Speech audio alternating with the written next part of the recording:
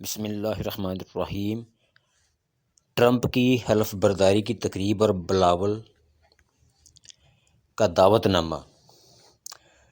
امریکی کانگریس اراکین کی تعداد 535 ہے اور صدارتی حلف برداری کی تقریب کے لیے ان اراکین کے لیے ٹکٹ کا کوئی کوٹا مختص کیا جاتا ہے تاکہ وہ اپنے حلقے کے بااثر ووٹرز کو انوائٹ کر سکیں۔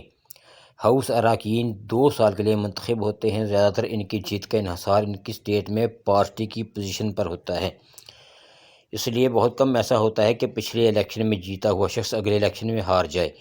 البتہ ان اراکین کو ہر 2 سال بعد الیکشن لڑنے کے لیے فنڈنگ کی ضرورت رہتی ہے اور سارا سال ان کی ویب سائٹس پر ڈونیشن کے اشتہارات لگے رہتے ہیں۔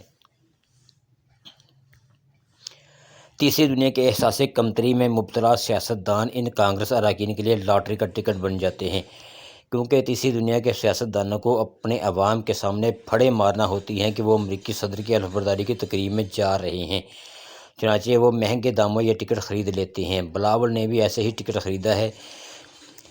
$1.25 ملین میں یہ ٹکٹ خریدا گیا، جو کہ قرینِ قیاس ہے۔ چلتے چلتے ایک اور بات نوٹ فرما لیں، صدارتی تقریب کی جگہ تو 3 حصوں میں تقسیم کیا جاتا ہے۔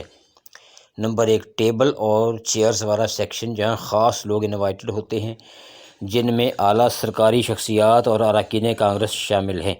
نمبر 2، اسٹینڈنگ ایریا، یہ وہ لوگ ہیں جو ٹکٹ حاصل کر کے آتے ہیں۔ نمبر 3، نیشنل مال ویونگ ایریا، یہ پبلک ایریا ہے جہاں ہر کوئی جا کر مفت میں تقریب دیکھ سکتا ہے۔ غالب امکان ہے کہ بلاول نے یا تو سندھ حکومت سے $1.25 ملین نکلوایا یا پھر یہ بھڑوا نیشنل مال میں فری کے ایریا میں کسی کالے امریکی کے کندھے پر بیٹھ کر ہی تقریب دیکھے گا، لیکن وقت بتائے گا۔ دیکھتے ہیں کیا ہوتا ہے۔ ملتے ہیں اگلے ولاگ میں۔ اللہ حافظ۔